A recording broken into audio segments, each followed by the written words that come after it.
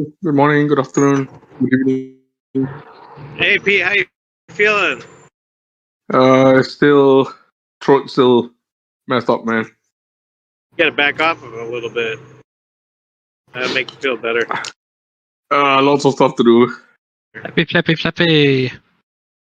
That's the main cause of my infection. Oh, Gecko. well, that explains a lot. Oh, at least I keep you regular. Well, don't lick his loincloth next time and he won't catch that thing. Yeah, exactly. I warned you. Good evening. Hey, Benny. Good day, mate. G'day.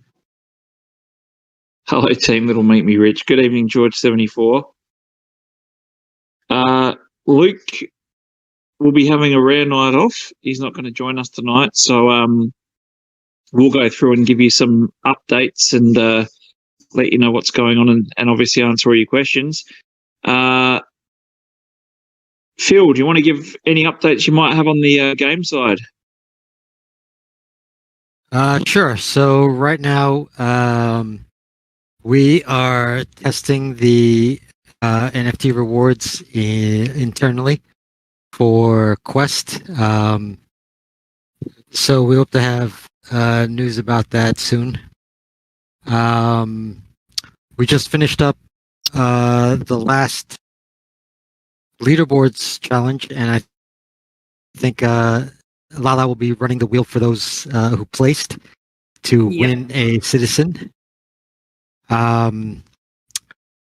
The development for Slam is progressing really rapidly. Benny, do you want to share the latest? Luke's not here, so I guess you can. Okay. Let me know when you guys can see this. Yep, we can see it.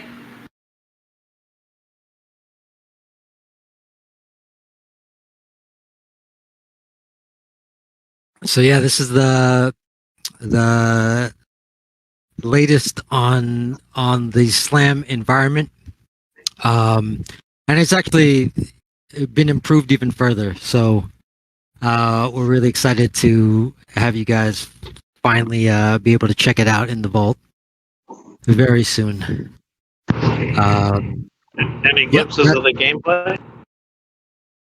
That'll have to come when Luke's around. I'm not gonna do that without Luke.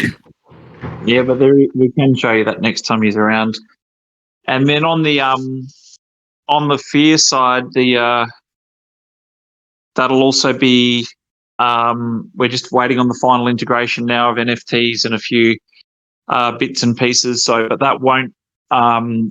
We'll have it and it'll be ready before open beta, but it will happen after we've gone to open beta because there'll be a code freeze for a few weeks to make sure that we iron out any bugs and stuff starting in the middle of this month, and then we will actually load the updates and upgrades here after that we come back from the code freeze.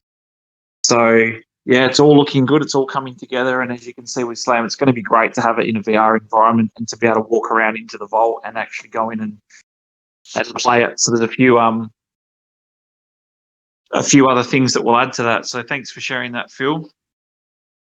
Ralek, this will be inside a shop. Well, the actual shops themselves are obviously morphing well beyond being shops. They're actually mini universes or metaverses in their own right. But yes, it will be part of something much wider. It'll be part of its own experience. You might be able to step in something when you're walking around. You walk past a little dog and you step in something, and then you have a look on the bottom of your shoe and it says, the first 25 KOGs. That would be awesome. The we should leave some of that to we should leave some space for the DAO to post some stuff. 100%. But yeah, Artesh, you asked about the billboard. So this is the cool part about it. Well, we have billboard space effectively, or places to advertise in the vault, but there'll also be places to advertise in each of the experiences as well. So if, for example, one shop/world had, pretty minimal thoroughfare, and it was more like a art gallery or a shop, and it didn't have that many people versus something that has huge footfall and has tens of thousands of people going through every day, there is the opportunity for those people to advertise, of course, which would be awesome. The billboard that are there, can I buy those? Yeah, so we're looking into a multitude of ways that you can actually do that. Of course, if shops are to do their own form of advertising or whatever, it would all be subject to transaction of 2%, of course, which is revenue for for RFOX and also for VFOX holders as well. Okay, Lala, do you have any updates that you want to share? Hey everybody. Okay, so on my side there isn't much to share. It's just that basically we just wrapped up Women's Day special with two particular people in the ecosystem. We had Kitty over and we had Zeus. And basically what we're doing right now is we are creating new content in terms of the formatting that we mentioned last week, that would replace some of the AMA stuff. And we have taken into consideration feedback from the community of what we should be putting in there. I got some people saying that we should have way more content, like this was a pretty good suggestion, which was we should have a flash mob inside the vault and create something that is more talkable for people to share around that shows experiences. So we are working on that, just to update everybody who has reached out to me in that. And in terms of the leaderboard challenges, it will definitely be discussed on how we're going to rejig this, because the last one that we did, as you all know, is based on percentages that we'll be drawing later today. We will have another AMA Twitter Spaces sort of setup with a content creator and a builder next week. So stay tuned for that. I hope you guys notice that we are bringing in more people from different markets. That would definitely benefit the vault itself. And also stay tuned for the final 2 reveals for the Citizens Pot this week. After that, things are going to get much, much more spicier for reveals, because we will be having the apartment reveals, the type of apartments that everybody's been waiting for. So yes, stay tuned for those. Thank you. You're Flash welcome. mob inside of the vault is a great idea. Yeah, for sure. I'm sure Ben would love to bust some moves in there with Pete. Oh, for sure. Yeah, you guys should have a dance off. Yeah, maybe that's going a little bit too far, but I think I'll go as the bear. I'll be the purple bear. there you go. You can, and I can bounce a slammer. I'll bounce a slammer on your feet, and it'll dance endlessly. Oh yeah, yep. I think the slammer dances better than you. No offense. Oh, shit. Lala hasn't seen that video yet, so she can't speak to that. I can't judge that yet. Yeah. Yeah. So, Pete, do you want to share anything while we're on a roll of sharing? Sure. I think Madame asked earlier what editions are going to be burned for Grimspiel, specifically for the redemption. We're sticking to 2nd edition, 3rd edition, just like Grimspiel 1. And I know she's probably going to whine and say what's happening with the other editions. We've got something planned for the other editions coming soon. So next redemption will be not 2nd and 3rd edition. But for Grimspiel, it'll be 2nd and 3rd edition.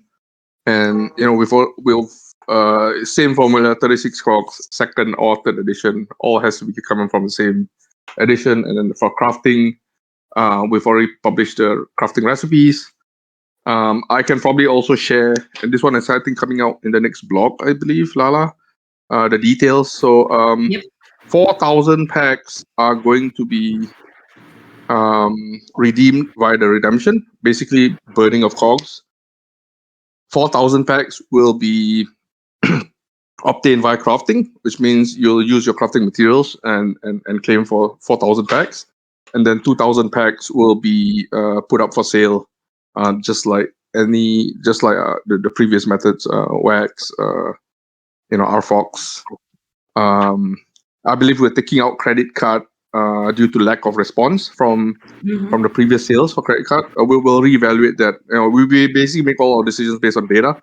So based on the previous sales that for credit card, we didn't get much response from that. So we're taking that out for Grimspiel specifically. We may circle back and introduce credit card at a later date, but for Grimspiel, it's going to be wax and RFOX only because for the lack of response. So 4,000, 2,000.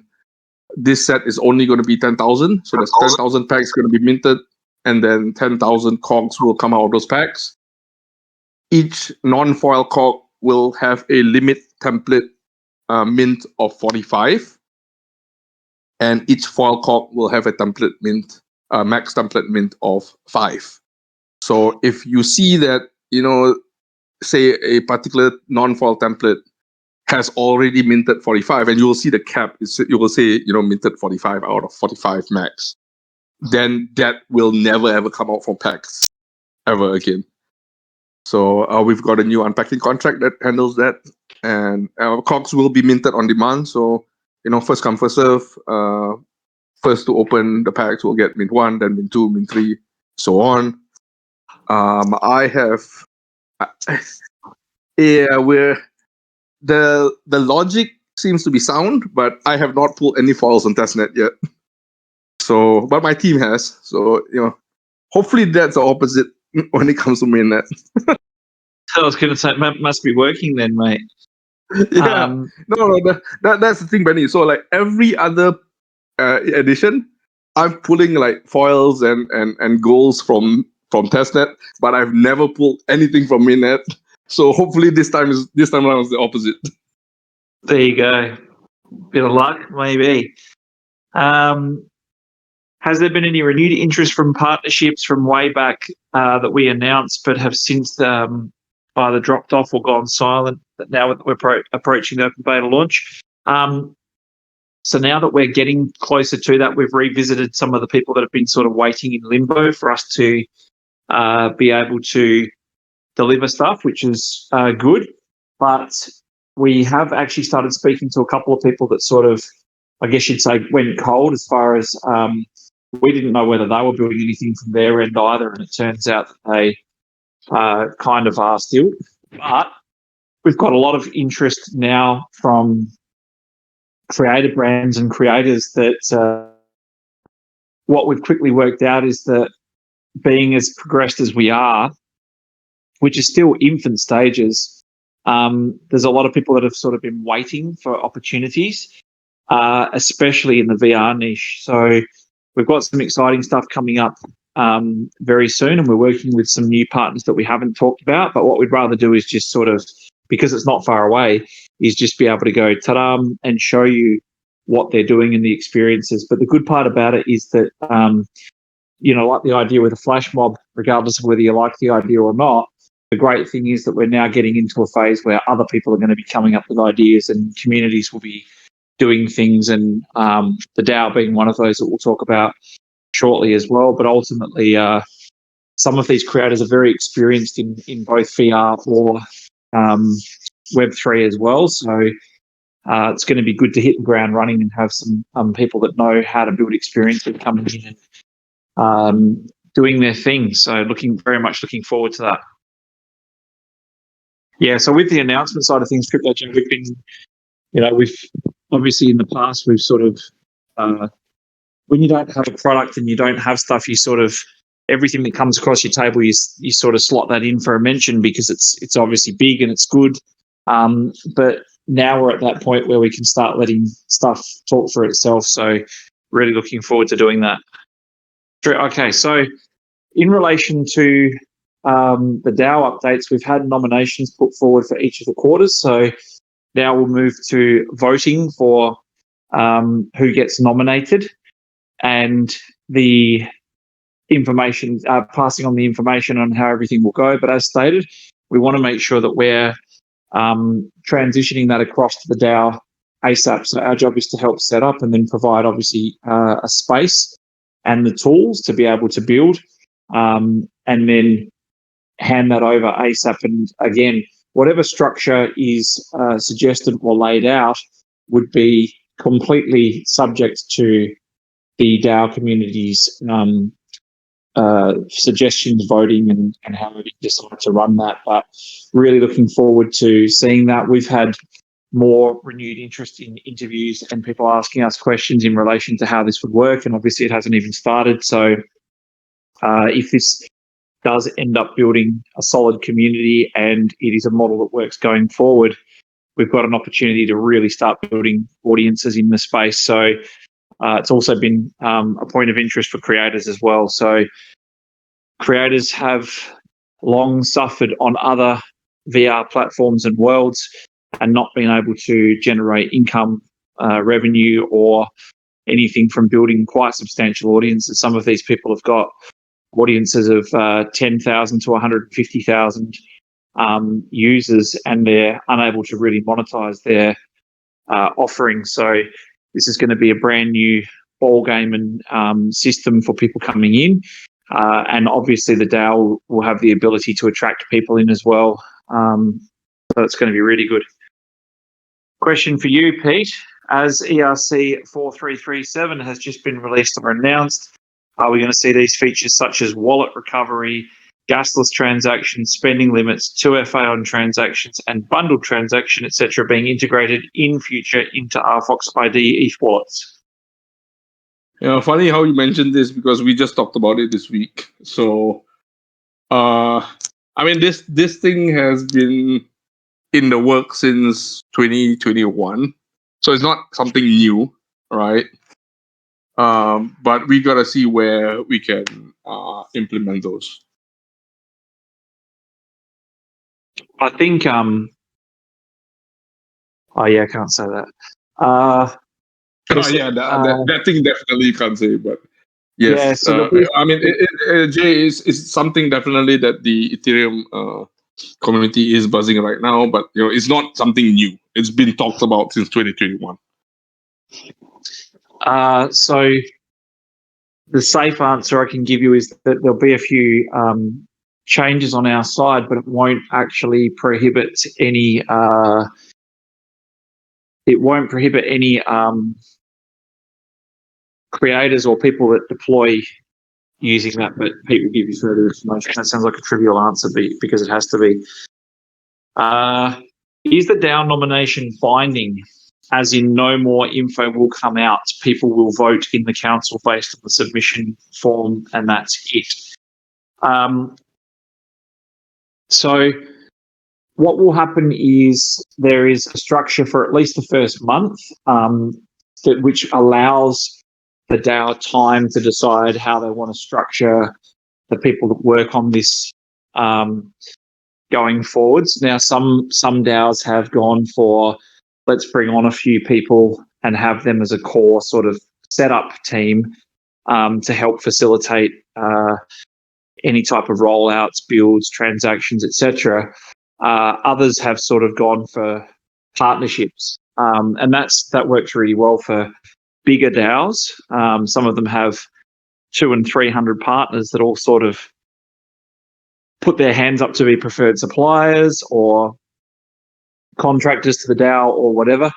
So the simple short answer will be there's a structure there for the first month. If people decide to continue that structure on an ongoing basis, then that is entirely up to them. If they want to vote for that to radically change, then of course they can.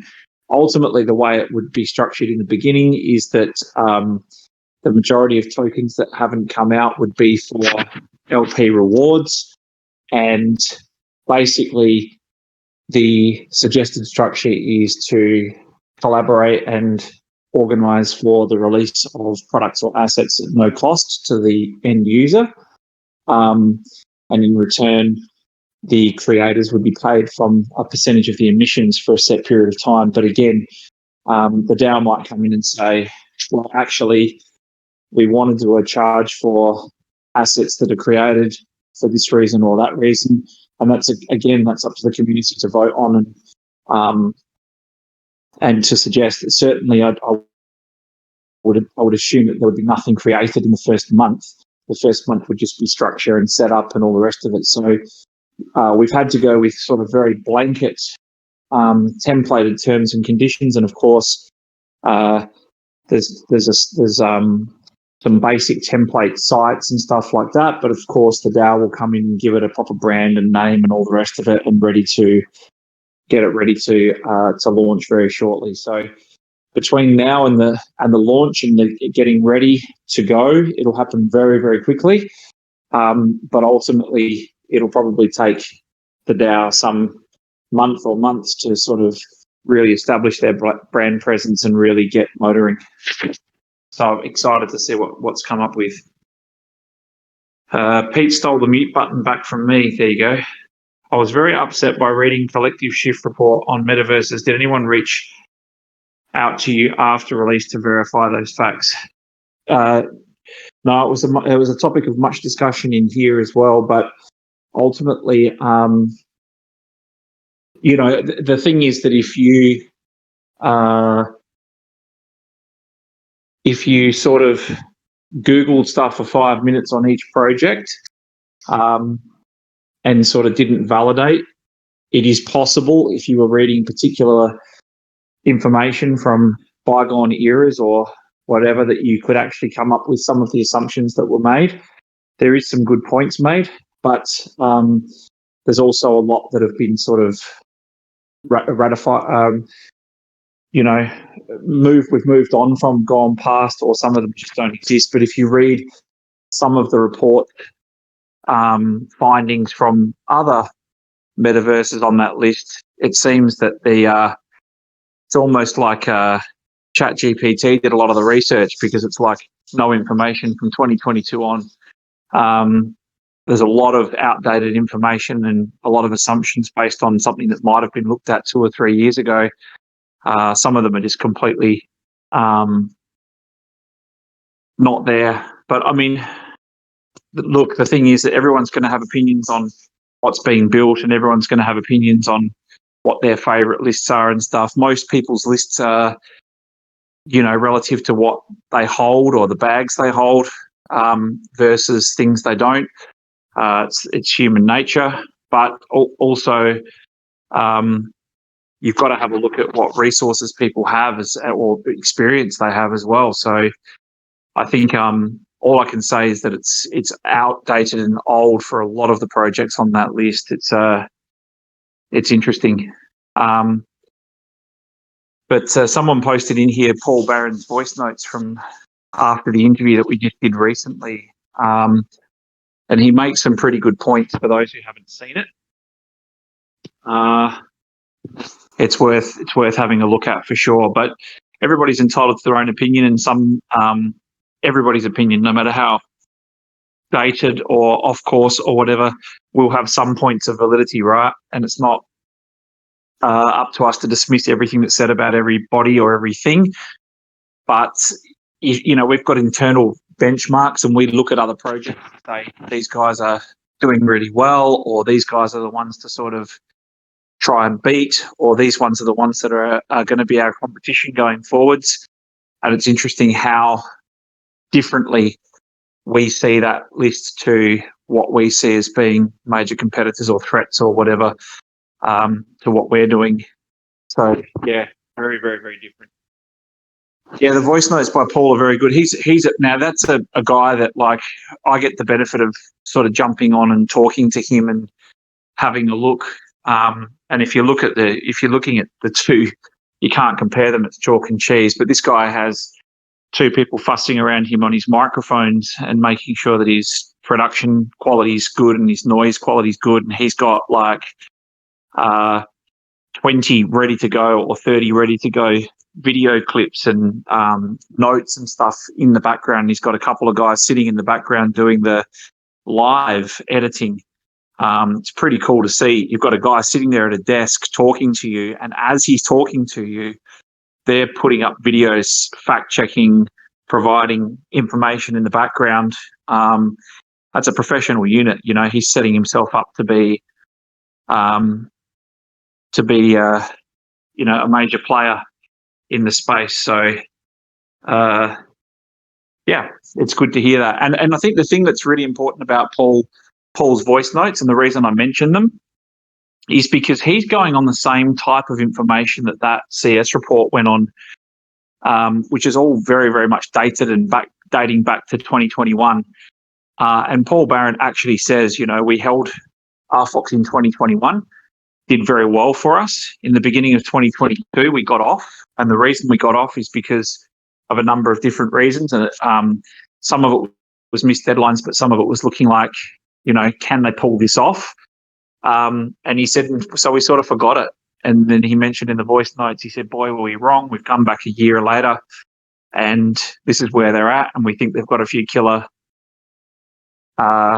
possibilities coming up for the next bull run, and they've chosen their path wisely. And he was not afraid to admit that he thought something that was right, and it was right at the time, but he's since realised that no longer applies. And rather than sticking to what he was saying a year and a half ago, the good thing about a guy who's very well researched and puts a lot of time and effort in is things have changed, and therefore my views have changed. And he does that a lot. Even for some of the big projects, he's done a complete backflip and sort of said, this project's going to crash and burn for whatever reason. And on the odd occasion that he doesn't get that right, he goes back and says, actually, they've turned that around, or they're heading further down the hole. So really good. Just to add to that, because I think some of the community members assumed that it was a marketing thing. And I'll be very honest with you, he actually reached out to us as well. So it wasn't a paid thing. He really did want to speak to us and really get back on track on what we were doing at the time. And I think that's a very good point that you mentioned. This is not a paid interview or anything like that. This is another reason that I have huge respect for that channel, because, when he sort of said, you guys brought it to my attention, he said sometime well after we spoke to him the last time, someone said, what about RFOX? You were heaps bullish on RFOX before. And he goes, nah. He didn't say these exact words, but he effectively insinuated they're dead to me. I take, if it's a person who's very well researched, does their homework and knows what they're talking about, we kind of let that sting, and it does sting, and you kind of sit there and go, why is that impression there?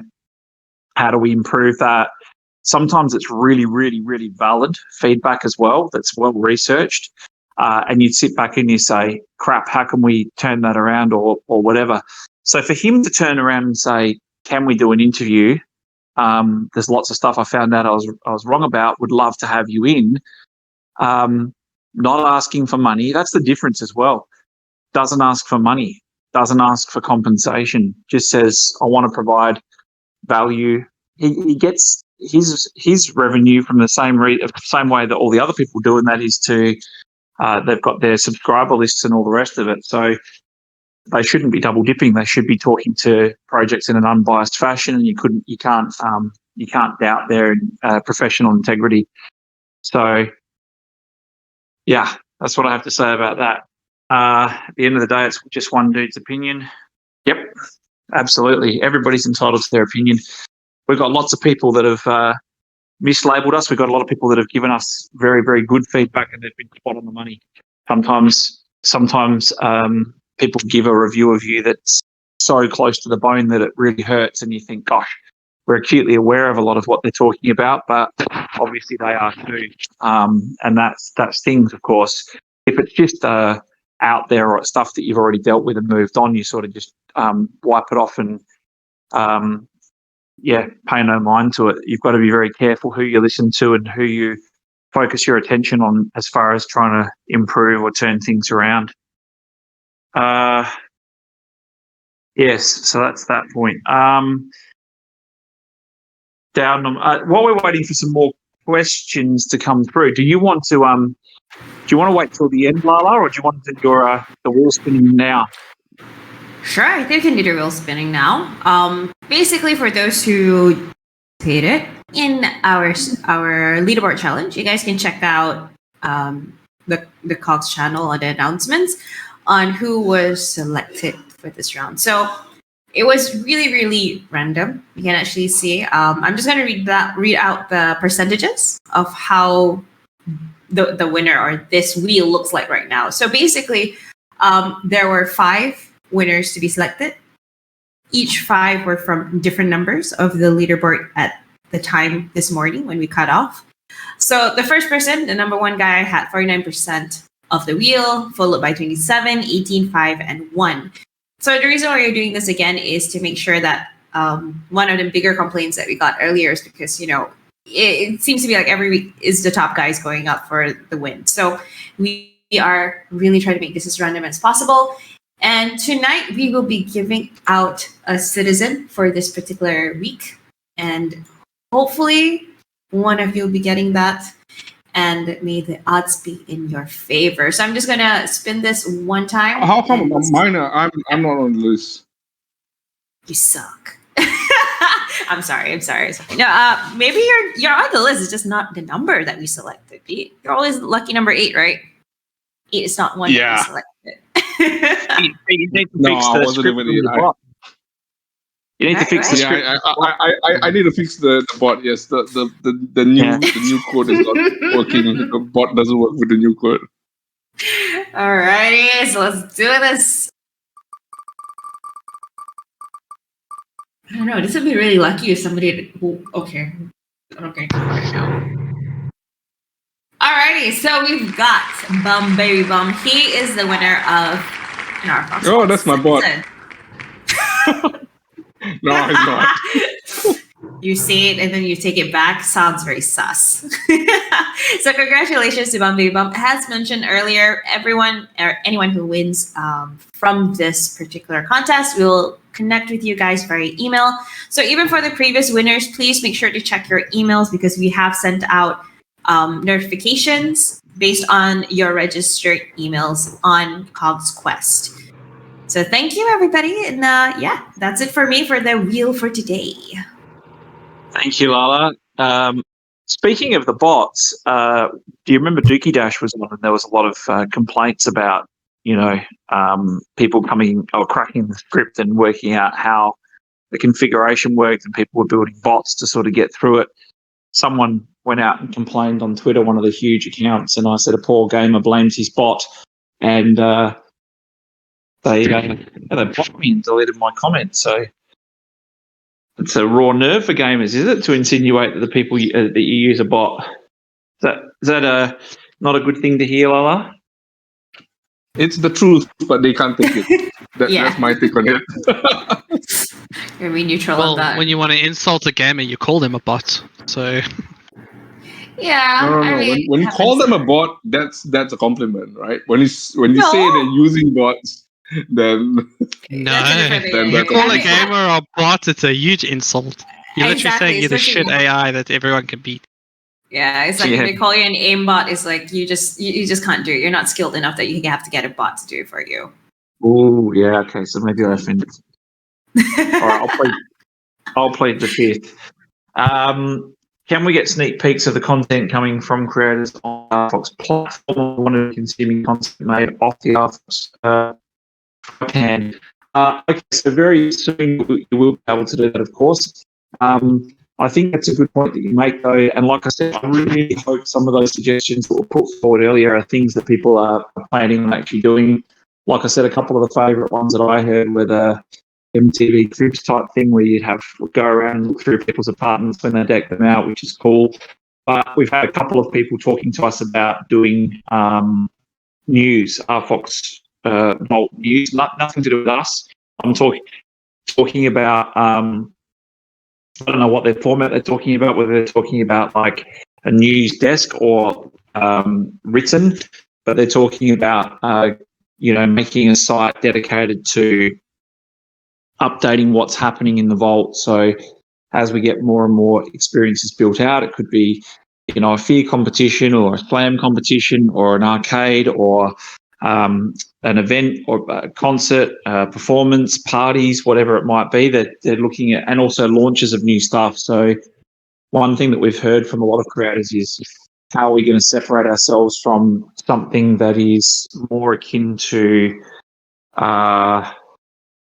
like a VR chat or something that is more difficult to navigate. So how will you make it so that you're across everything that's going on? And that's the great part about having an open and contributory platform, because you're going to be trying to push what's happening in your job space or in your apartment, but there'll also be other people competing and trying to do the same thing.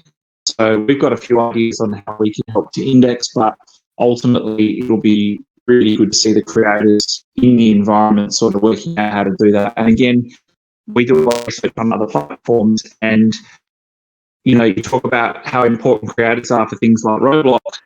You have a look at Roblox, for example, and there's a ton of influencers that spawn channels that make nothing but content on Roblox, and they've been around for a very, very long time. And all they do is make content on new games, raises, what's rolling out, what's happening.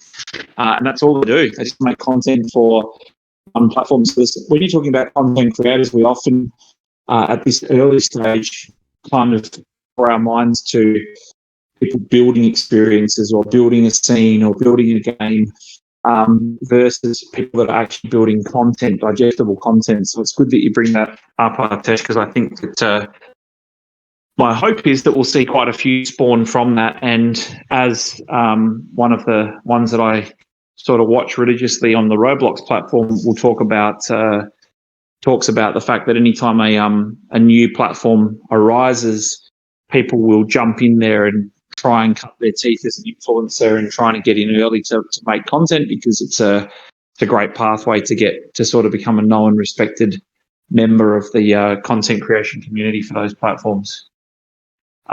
Is there a list of nominated quarter leaders somewhere? I think we're about to put that up for a vote, so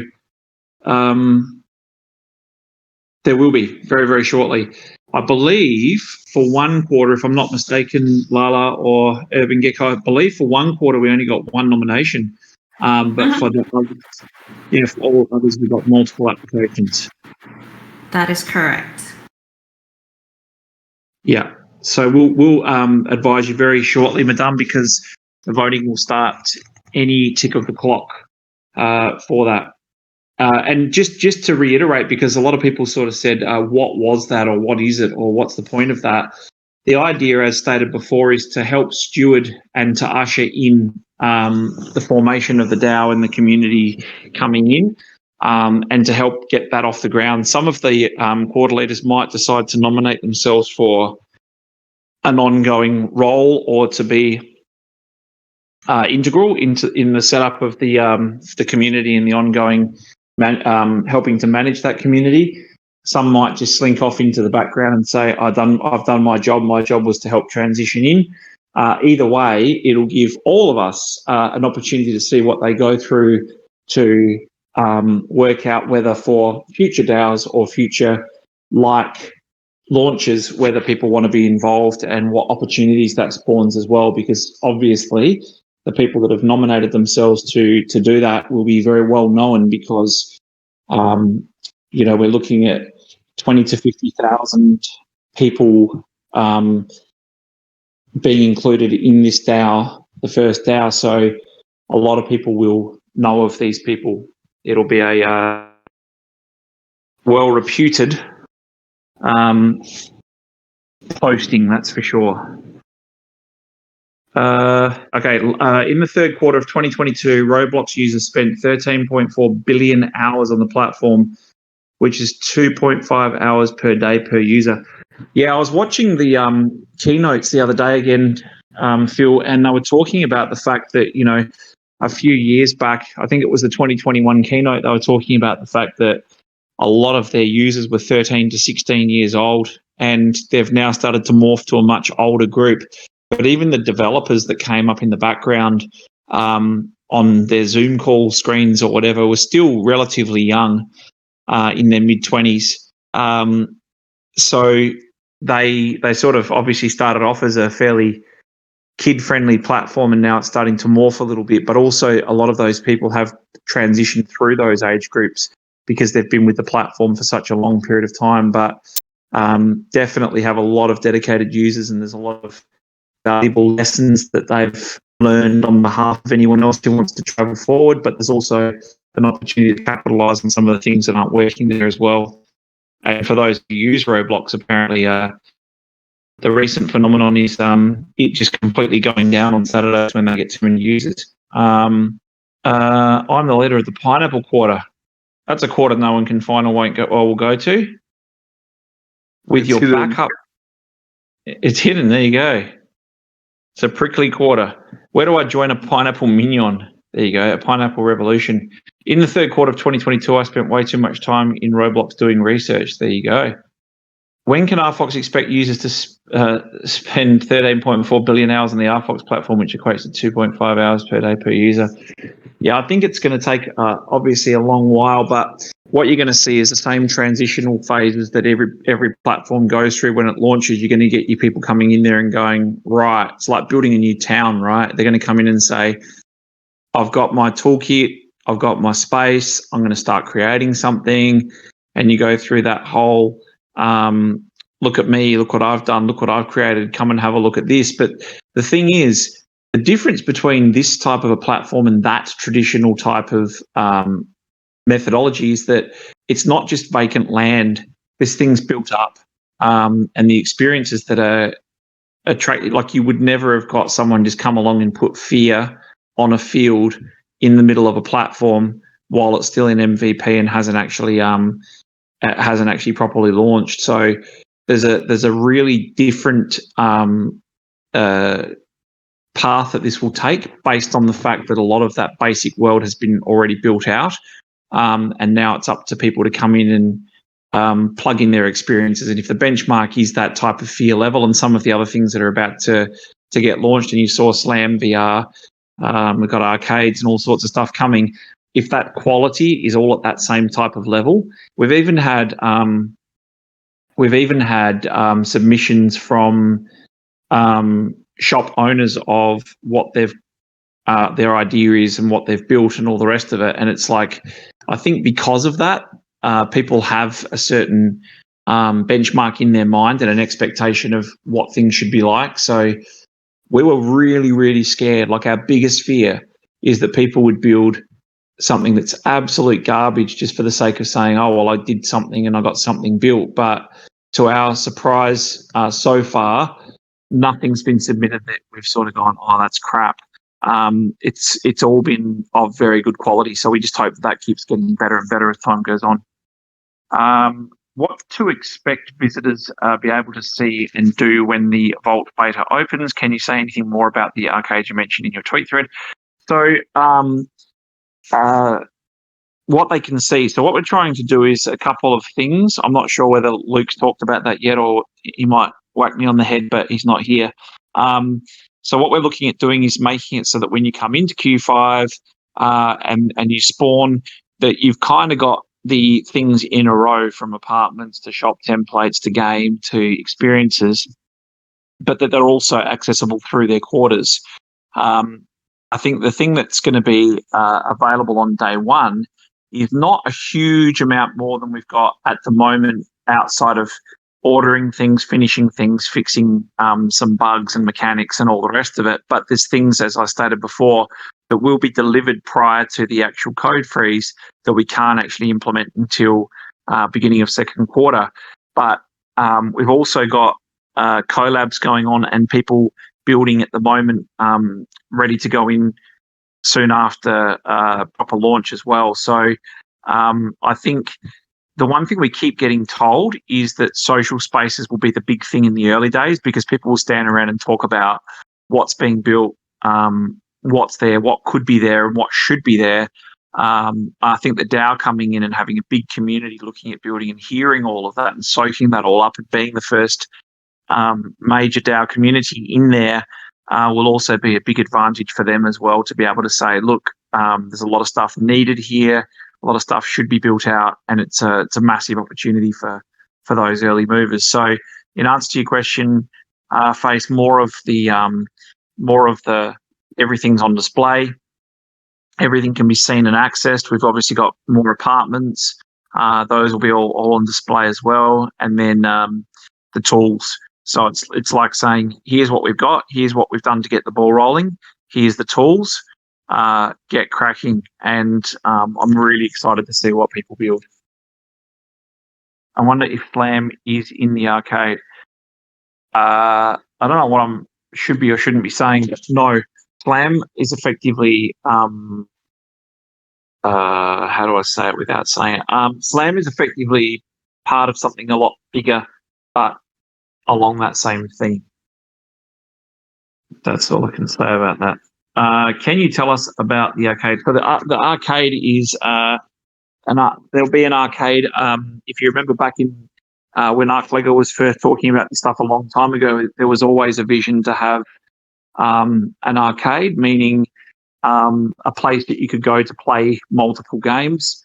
And the idea would be to launch a few of those in the beginning, and then to have the possibility to extend that out to a real sort of social gathering place with a ton of games, and a chance to hang out with other people, but also an opportunity for game developers or creators that might not have a shop space or might not have a home for their game, or may have built their game somewhere else, to come along and say, hey, can I plug my game in here too?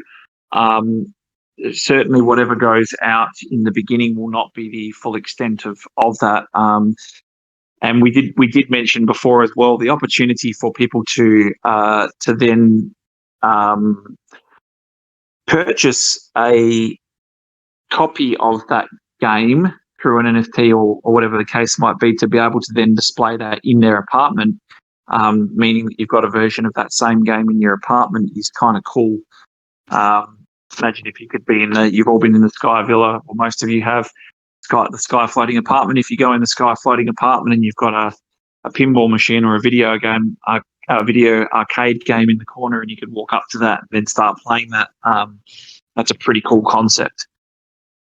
Would be cool to differentiate between apartments. Would be like decorating your door or around the entryway. Yeah, so there's been lots of talk about that, and how that would work. So we'll explain that shortly in relation to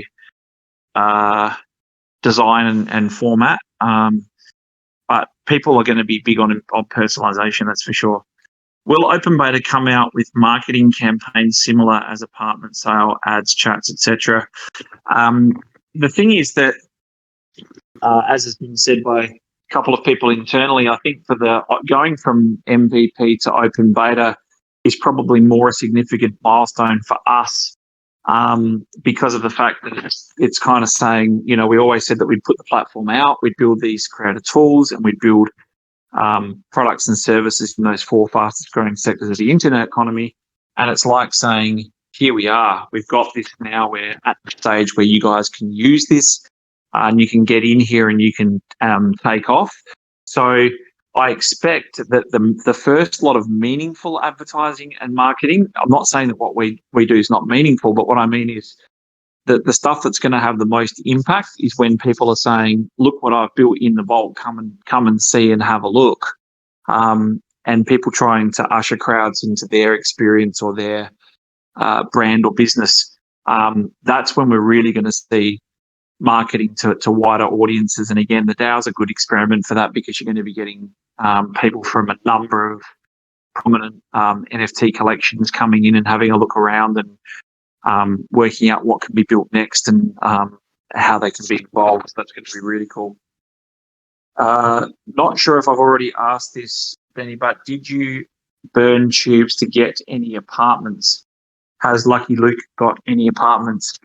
I did a couple from my my account, as you would have seen from my wallet, just at the very, very end to test, and I'll be doing some giveaways for that, but it's not very many at all. Just to had the problem on the first day, and on the second day, we just wanted to put a few through to make sure that they worked. Lucky Luke's apartments, I'm not sure. I think he burned 15 to get 3 apartments. Did he? And I think he bought a few as well. So there you go. He probably would have just got into collecting them, putting them all together, and then going, well, what's the point now? I just have to burn them all. But I think Pete sort of obviously extremely excited as well about this. As from a product perspective, he's worked in. I'll say this term. It's not him saying it, but he's worked in some more sort of boring mainstream technical product releases before. So for him, this is a bit of a kid in Candyland type of.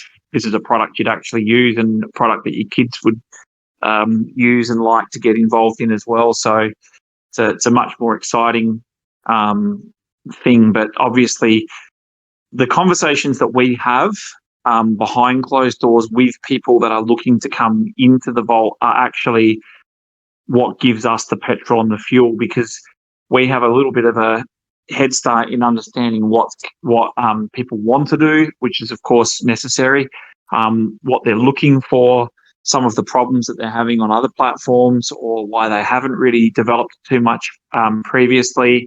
We've had a lot of questions that we didn't expect as well. We've had a number of people come to us and say, do I have to be exclusive to you because I'm already working with another platform of some sort, whether it be Web3 or Web2? Am I bound by certain rules or conditions? How do I make money? Am I able to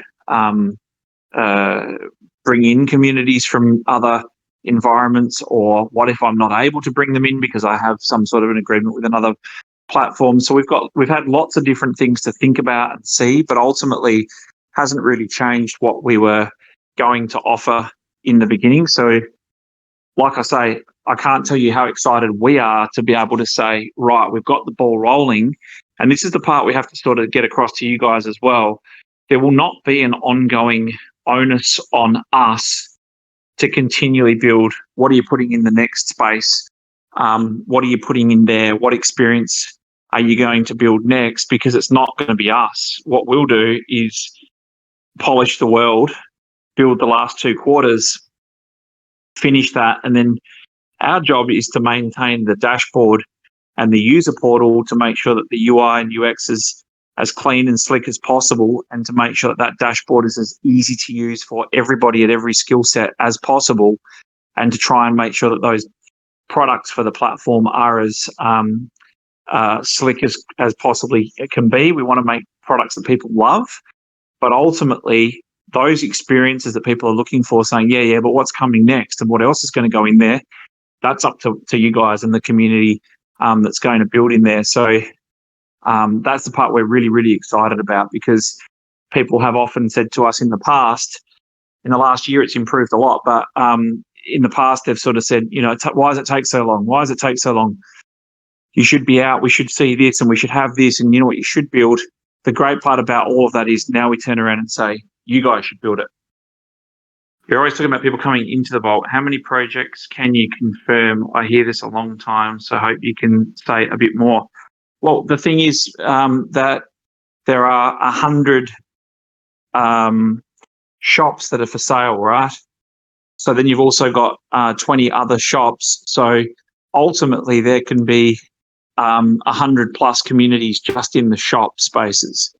Then you've also got people that would inhabit a dashboard, would inhabit an apartment and might do different types of things in apartments as well. So ultimately, when we talk about people coming into the vault, we're talking about the people that have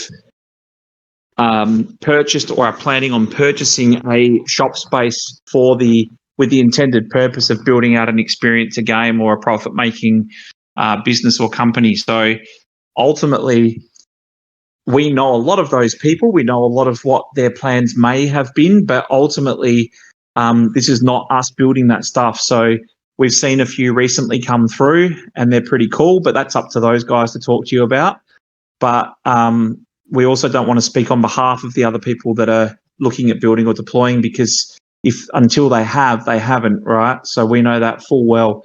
We have enough trouble sort of talking about the stuff that we're building and delivering that. But ultimately, there will be a situation in the very near future where we don't have enough shops, of course, for the experiences that are being built. But that's going to take some time. It's not quick. It's not a quick transition. It's not something that takes 2 or 3 days. I think if you've got tens of thousands of users and you've got 10 or 12 solid experiences, and I'm talking about solid experiences that keep people engaged and coming back, and you've got big communities gathering there, that's a pretty good start. Coming from Second Life community, I'm curious to see how creating will be. Will we have a creating platform like Blender? I can add a little bit there. Just a little bit. Go for it, mate. The ability to build in the space is literally whatever platform you want to do. You can use Blender, 3D Max, Maya, Revit, Rhino, literally whatever can produce a format that Unity can read, you can produce in it. Yes, thank you, mate. So that's what, just to clarify that, based on that, on the message as well, that's what we mean when we say, like, when I talk about a dashboard, I'm referring to the customer portal. I know that some of you have asked what is a portal. Depends where you come from in the world or whatever, but effectively it's your little login area where you maintain and control and customize. So you'll have different names for that depending on where you're from, but we're referring to that as the customer portal. But that will be able to keep records of what you've customized, what you've got access to, and our job is to try and, I've used the reference before about the Jeff Bezos one click. It's really important that we're getting to a point where it's as simple as possible, that there is as least possible friction to get in and access your environment, and to have everything stored in one place, and to make it really, really easy for you to be able to find, create, build, transact all in one place. And that's going to be our little sort of holy grail for the next couple of years. And that's the other thing people have said, is once you go into open beta, what's next for you guys, that's going to be the huge focus, and that will take time. That's going to be a progressive thing that we keep on maintaining. We're going to be making sure that the platform's scalable, safe, secure, that it's got a clear set of ground rules established, and opening up opportunity to the people that are building it. That's our focus. So for the next couple of years, it'll be all about trying to make it as simple, easy, and as slick as possible to access all of your information and everything that you're trying to get to. Okay, any more last questions before we head off? I know that it's already into a DGen hour time.